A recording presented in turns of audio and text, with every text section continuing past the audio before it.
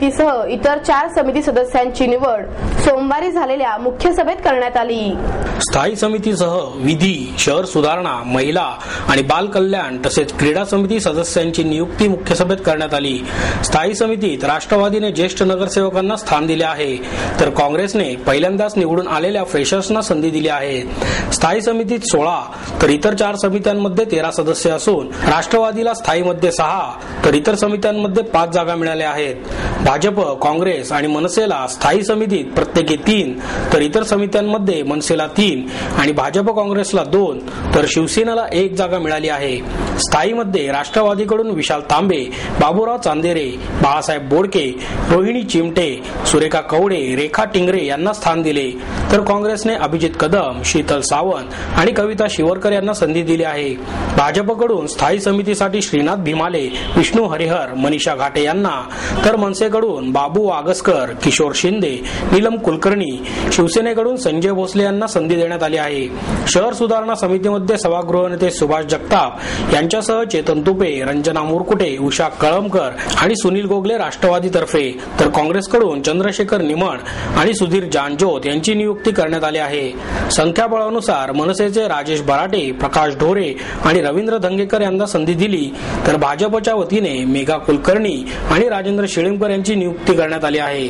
सेनेच्या वतीने सचिन भगत शहर सुधारणा समितीमध्ये असणार आहेत। विधी समितीमध्ये राष्ट्रवादीतर्फे महेंद्र पठारे, विनायक हणमगर, आनंदा अलकुंटे, हिना मोमीन आणि विकास दांगट यांची नियुक्ती केली आहे। मनसेच्या वतीने रुपाली पाटील, प्रिया गदादे, अर्चना कांबळे, भाजपतर्फे धनंजय जाधव, स्मिता वस्ते, काँग्रेसतर्फे लता राजगुरू, दत्ता बैरट, तर शिवसेनेच्या वतीने प्रशांत बदे यांची नियुक्ती करण्यात आली आहे।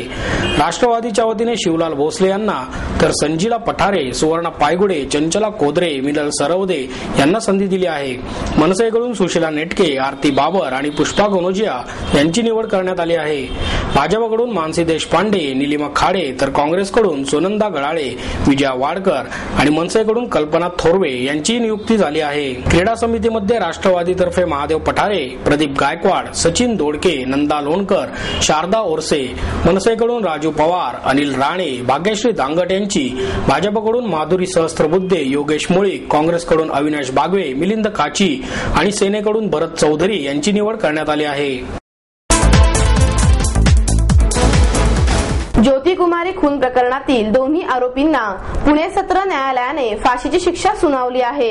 विप्रो कंपनीतील कॉल सेंटरमध्ये कामाला असलेल्या ज्योतिकुमारी चौधरी या तरुणीवर 2007 साली बलात्कार करून तिचा खून केल्याप्रकरणी दोषी धरण्यात आलेल्या दोन्ही आरोपींना फाशीची शिक्षा ठोठावण्यात आली।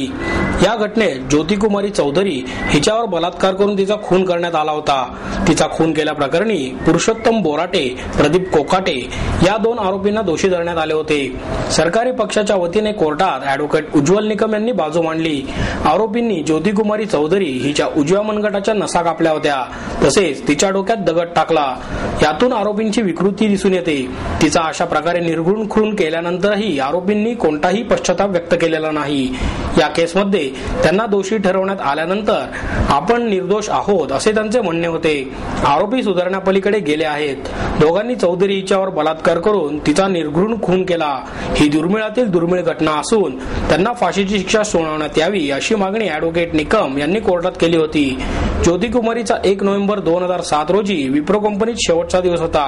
ही बाब आरोपी पुरुषोत्तम बोराटेला माहित होती। महाराष्ट्र सरकार की ये करता हूँ मैं, आई थैंक देम बिकॉज उन्होंने हमारी बहुत मदद की इन सारे मामलों में। उन्होंने हमारी मदद की, जो भी कानूनी कार्रवाई हो या सरकारी कार्रवाई हो, उन्होंने हमारी बहुत मदद की है। उन्होंने श्री उज्ज्वल निकम को सरकारी वकील अपॉइंट करके भी हमारी बहुत हेल्प की। हम श्री उज्ज्वल निकम का भी बहुत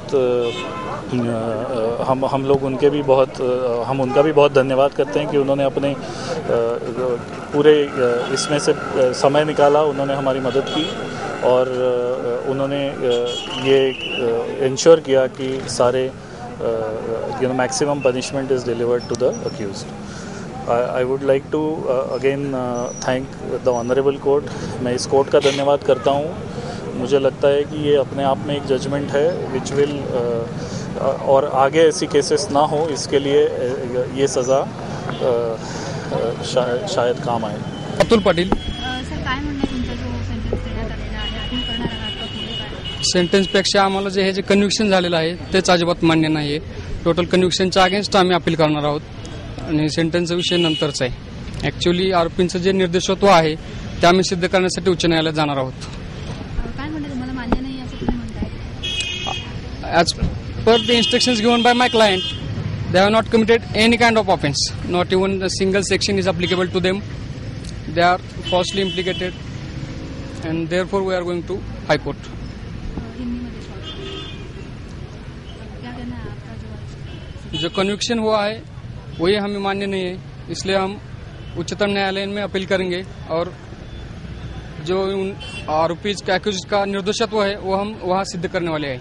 मी वारंवार आरोपीच्या या केसच्या दरम्यान भेटी घेतलेल्या आहेत. त्यावेळेस त्यांच्याकडून जे इन्स्ट्रक्शन्स घेण्यात आले, माहिती घेण्यात आली आणि या केसचा जो पुरावा पाहिला त्यावरून सुद्धा असं लक्षात येतं की या आरोपींच्या अगेन्स्ट ठाम आणि सबळ पुरावा पोलिसांनी जमा केलेला नाहीये आणि पोलिसांनी वेगवेगळ्या प्रकारचा खोटा पुरावा तयार करून आरोपींना केसमध्ये गुंतवण्यात आलेला आहे. बट अतुल साहब, ये तो सही है कि मतलब ज्योति कुमारी चौधरी पे बलात्कार हुआ था, हत्या हुई थी. अगर ये दो लोग इसमें शामिल नहीं है तो क्या और कोई दूसरे लोग हैं और इन्हें जबरदस्ती के फंसाया गया है, ऐसा आपका कहना है? Obviously, if these accused persons have not committed the crime has happened. It means it is committed by any other persons. They had no role to play in this crime. Absolutely not. ज्यावेळेस घटना घडली त्यावेळेस आरोपी तिथे नव्हते असं तुम्हाला म्हणायचं का? आरोपी स्पॉटवर नव्हतेच. They are not arrested on the spot. Pune महापालिका निवडणुकीनंतरची पहिलीच मुख्य सभा पाणी प्रश्नावरून चांगलीच गाजली. पहिल्यांदाच निवडून आलेले 11 सदस्यही या चर्चेत हिरिरीने सहभागी झाले, तर एकूण तब्बल 35 नगरसेवकांनी पाण्यासंबंधित तक्रारी मांडल्या. सुमारे 2.5 तास ही चर्चा चालली. स्थायी समिती आणि विशेष समित्यांवरील सदस्यांची निवड झाल्यानंतर कमल व्यवहारे यांना महापौरांनी बोलण्याची संधी दिली. त्यांनी स्वाईन फ्लूचा विषय काढल्यानंतर पाण्यासंबंधी बोला, पाण्याचा विषय महत्वाचा आहे असे म्हणत विरोधी पक्षातील सदस्यांनी गदारोळ केला. पुणेकरांना पाणी मिळाले पाहिजे आणि पाणी आमच्या हक्काचे, नाही कोणाच्या बापाचे असे म्हणत भाजप शिवसेनेचे सदस्य व्यासपीठाकडे आले. त्यानंतर मनसेही त्यामध्ये सामील झाली.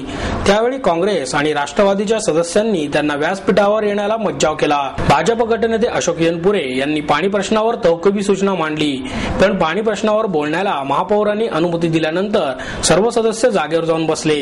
अशोक यनपुरे, अरविंद शिंदे, वसंत मोरे, अशोक हरणावळ, सुभाष जगताप, हेमंत रासने, बाबू वागसकर, कमल व्यवहारे, मेधा कुलकर्णी, मनीषा घाटे, किशोर शिंदे, दिलीप बराटे, बंडू केमसे, आबा बागुल, श्रीनाथ भीमाले, दत्ता धनकवडे, मुक्ता टिळक, प्रशांत बदे, सुरेखा कवडे, वर्षा तापकीर, अविनाश बागवे, डॉक्टर सिद्धार्थ ढेंडे, मुकारी अलगुडे या जुन्या नगरसेवकांशिवाय दत्ता भैरट, माधुरी सहस्त्रबुद्धे, रुपाली पाटील, पुष्पा कनोजिया, राजू पवार, सुनंदा गडाळे, विजय देशमुख, धनंजय जाधव, शिवलाल भोसले, मिलिंद काची या नव्याने निवडून आलेल्या नगरसेवकांनीही पाण्याविषयी तक्रारी मांडल्या. टँकर माफियांसाठी ही कपात आहे, ही छुपी कपात आहे. बारामतीला पाणी जाऊ द्या, पण आधी पुणेकरांना पाणी द्या आणि नगरसेवकांना दुसरी कामे करण्यासाठी उसंत द्या. आर्थिक नियोजनासारखे पाणी वाटपाचे नियोजन व्हावे. कोणा एकाला दोष देण्यापेक्षा सर्वांनी मिळून ठामपणे निर्णय घ्यायला हवा. प्रशासनाच्या खांद्याला खांदा लावून नियोजन केले पाहिजे. केवळ आंदोलन करून हा प्रश्न सुटणार नाही असे मत अनेक सदस्यांनी मांडले.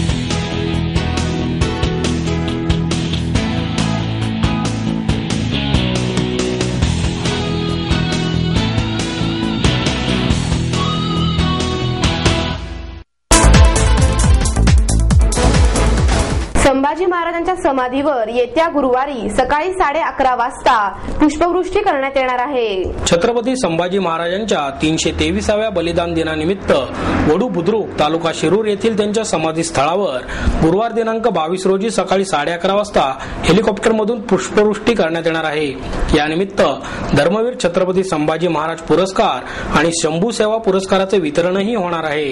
धर्मवीर संभाजी महाराज स्मृती समितीतर्फे आयोजित या कार्यक्रमास बालयोगी सदानंद महाराज, भय्यूजी महाराज आणि इतिहास संशोधक पांडुरंग बलकवडे उपस्थित राहणार असल्याचे समितीचे अध्यक्ष मिलिंद एकबोटे, कार्याध्यक्ष लक्ष्मण भंडारे यांनी पत्रकार परिषदेत सांगितले. धर्मवीर संभाजी महाराज पुरस्कार यंदा बालयोगी सदानंद महाराज यांच्या हस्ते भय्यूजी महाराज यांना प्रदान केला जाणार आहे. 5,000 रुपये, सन्मान चिन्ह आणि श्री शंभू प्रतिमा असे या पुरस्काराचे स्वरूप आहे. याशिवाय मंचर येथील दिवंगत हिंदुत्ववादी कार्यकर्ते चंद्रशेखर बाणखेले यांना मरणोत्तर तसेच पुण्यातील शिवसमर्थ प्रतिष्ठान या संस्थेला शंभू सेवा पुरस्कार देण्यात येणार आहे. पुण्यातून संभाजी महाराज पुतळ्यापासून गुरुवारी सकाळी 8 वाजता श्री क्षेत्र वडू येथे डॉक्टर हेडगेवार ज्योतीची मिरवणूक जाणार आहे. या कार्यक्रमात जाण्यासाठी मोफत बसची व्यवस्था करण्यात आल्याचेही एकबोटे यांनी सांगितले.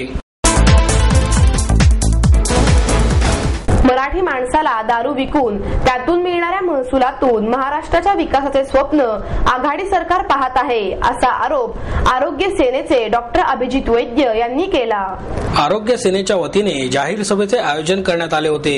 यावेळी डॉक्टर नितीन केतकर, लक्ष्मीकांत मुंदडा, वर्षा गुप्ते, अतुल रुणवाल, आशिष आजगावकर, प्राध्यापक प्राची रावळ, वरदेंद्र कट्टी, शरद बेनुस्कर, संध्या वैरट, गणेश बाबर, मनोज माने उपस्थित होते. वैद्य म्हणाले, देशातील जनतेला आणि तरुण पिढीला दारूच्या व्यसनापासून परावृत्त कसे करायचे याचा विचार करणे हे केवळ सामाजिक संस्थांचे कर्तव्य नाही, तर कल्याणकारी राज्य असणाऱ्या सरकारचीही नैतिक जबाबदारी आहे. दारूमुळे अन्ननलिका, आतडी, मज्जातंतू, मेंदू, हृदय, स्नायू, रक्तपेशींवर दुष्परिणाम होतात. यातील बहुसंख्य दुष्परिणाम कायमस्वरूपी असतात. या पार्श्वभूमीवर महाराष्ट्राच्या मुख्य सचिवांचे पोलीस महासंचालकांना कारवाई न करण्याचे पत्र ही गंभीर बाब आहे. गेल्या वर्षी 5,900 कोटी रुपयांचा महसूल दारू विक्रीतून राज्याला मिळाला असून यंदा 8,500 कोटींचे उद्दिष्ट ठरवण्यात आले आहे. एकीकडे व्यसनमुक्तीचे धोरण घोषित करणाऱ्या गाव पातळीवरील महात्मा गांधी तंटामुक्त समित्या स्थापन करणाऱ्या सरकारच्या या आदेशामुळे दारू विक्रेत्यांना मोकळे रान मिळणार आहे. राजकारण्यांच्या तुंबड्या भरण्यासाठी आणि निवडणुकातील त्यांचा खर्च वसूल करण्यासाठीच हा आदेश दिला असल्याचा आरोप त्यांनी यावेळी केला. जनतेला दारू पाजून त्यातून येणाऱ्या पैशातून छत्रपती शिवाजी महाराज, संत तुकाराम, शाहू फुले, आंबेडकरांच्या महाराष्ट्राचा विकास सरकार करू इच्छित असेल तर हे लाजिरवाणे आहे. व्यसनातून विकास नको आहे. महाराष्ट्राचे मध्यराष्ट्र होऊ नये. संपूर्ण दारूबंदी असणाऱ्या गुजरातचा विकास कसा होतो? आताच नाही तर गेली कित्येक दशके गुजरातने विकासाची आखाडी कायम राखली आहे. म्हणूनच सरकारने हा आदेश तातडीने मागे घेऊन महाराष्ट्रातील जनतेची माफी मागितली पाहिजे, अशी मागणीही वैद्य यांनी यावेळी केली. आणि याबरोबरच हे बातमीपत्र संपलं. पुन्हा भेटूया उद्या याच वेळी. नमस्कार.